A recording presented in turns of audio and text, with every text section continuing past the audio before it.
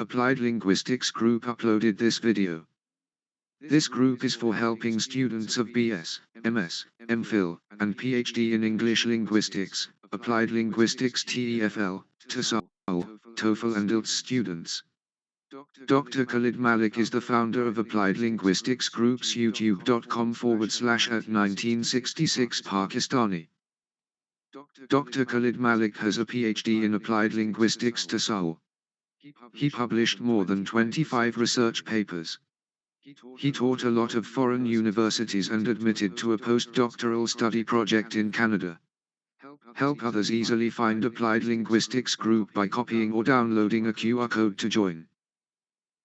The syllabuses are called synthetic because they expect the learner to resynthesize the language that has been broken down into a large number of small items for practical teaching reasons. Analytic syllabuses work in reverse. They start with the learner and learning processes. Product-oriented syllabuses are those in which the focus is on the knowledge and skills that the learner should gain as a result of the instructions that are given to the learner. While process-oriented syllabuses are those in which the focus is on the process the learner experiences themselves. Every syllabus is both product-oriented as well as process-oriented. But the difference is created because of the emphasis on any one of them while designing a syllabus. In a product-oriented syllabus, the emphasis is on the output, the concentration is towards the goal. In a process-oriented syllabus, the emphasis is on the process, the series of action is important. A syllabus is successful if it can be implemented. This implementation is the process. Synthetic syllabus. Synthetic syllabus is the one in which the different parts of language is taught separately and step by step in additive fashion, so that the learner's acquisition face a process of gradual accumulation of parts until the whole structure of the language has been built up. Grammatical criterions are used to break the language into discrete units. These items are graded according to their 1. Grammatical contexts, 2. Fluency of occurrence, 3. Contrastive difficulty in relation to L1, 4. Situation need and 5. Pedagogic convenience. Some applied linguists assume that the synthetic syllabuses should not be restricted to only grammatical syllabus, rather it can be applied to any syllabus whose content is product-oriented. A synthetic approach focuses on the language to be taught, the L2. The L2 is divided into units, words, collocations, grammar rules, sentence patterns, notions and functions.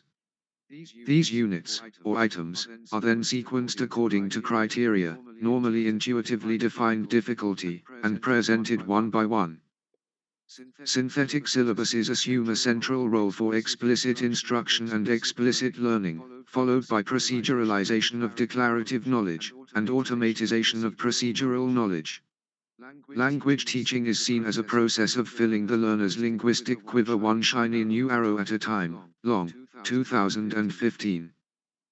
Students are exposed to simplified dialogues and reading passages seeded with the structure, S, of the day. Practice of the structure, S, is followed by freer practice. The approach relies on a battery of exercises, and linguistically focused tasks for intensive practice during the proceduralization and automatization phases. Analytic syllabus. Analytic syllabus is organized in terms of the purposes for which the learner is learning the language and the kind of performance that are necessary to meet these purposes. The starting point for syllabus design is not the grammatical system of the language but the communicative purpose for which language is used. The language and content are drawn from the input and are selected and graded primarily according to what the learners need to do the real-world communicative task. In the task, linguistic knowledge that is built through the unit is applied to the solving of a communicative problem. The content in the analytic syllabus is defined in terms of situation, topics, items and other academic or school subjects. The distinction between the synthetic and analytic syllabus is that the former views that nature of learning is additive while later views that the nature of learning is holistic, having regard to the whole of STH rather than just to parts of it. An analytic approach does the reverse. It starts with the learner and learning processes. Students are exposed to samples of the L2 and engaged in meaningful target language production. The learner's job is to analyze the input, and thereby to induce rules of grammar and use. There is no overt or covert linguistic syllabus. More attention is paid to message and pedagogy than to language. The idea is that, much in the way children learn their L1, adults can best learn a L2 incidentally, through using it. Analytic syllabuses are implemented using spoken and written activities and texts, modified for L2 learners, chosen for their content, interest value, and comprehensibility. Classroom language use is predominant. Grammar rules, drills, and error correction are seldom, if ever, employed. Discussion. Synthetic syllabuses view L2 learning as a process of skill building. Declarative knowledge, conscious knowledge that is implanted first. It's gradually converted into procedural knowledge, unconscious knowledge how. Reflecting the power law of practice, performance moves from controlled to automatic processing, with increasingly faster access to, and more fluent control over, new structures achieved through intensive linguistically focused rehearsal. Skill-building models contradict research findings on interlineage, IL, development. IL development of individual structures has very rarely been found to be linear. Accuracy in a given grammatical domain typically progresses in a zigzag fashion, with backsliding, occasional U-shaped behavior, oversuppliance and undersuppliance of target forms, flooding and bleeding of a grammatical domain, Hubner 1983, and considerable synchronic variation, volatility, Long 2003a, and diachronic variation. The assumption of synthetic syllabuses, that learners can move from zero knowledge to mastery of formal parts of the L2 one at a time and move on to the next item on a list is a fantasy. Explicit instruction in a particular structure can produce measurable learning. However, studies that have shown this have usually devoted far more extensive periods of time to intensive practice of the targeted feature than is available in a typical course. Also, the few studies that have followed students who receive such instruction over time, for example, like Baum 1983, have found that once the pedagogic focus shifts to new linguistic targets, learners revert to an earlier stage on the normal path to acquisition of the structure they had supposedly mastered in isolation and ahead of schedule.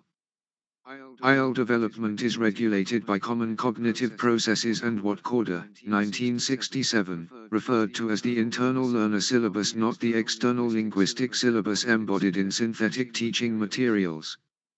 Students do not, in fact, cannot learn, as opposed to learn about, target forms and structures on demand, when and how a teacher or a textbook decree that they should, but only when they are developmentally ready to do so. In instructed SLA contexts, research, see, for example, Socket AL, 2019, Kang, it.al, 2019, increasingly shows that following a grammar-based, synthetic syllabus is not as efficacious as using an analytic syllabus such as that recommended by Long, 2015, which treats the L2 holistically and leads students through a series of scaffold tasks where the focus is on meaning, and where focus on form is used to deal with problems which arise when the students indicate a need for it. Applied Linguistics Group uploaded this video for helping students of BS, MS, MPhil, and PhD in English Linguistics, Applied Linguistics TEFL, TESOL, TOEFL and IELTS students. Dr. Khalid Malik is the founder of Applied Linguistics Group, youtube.com/@1966 Pakistani.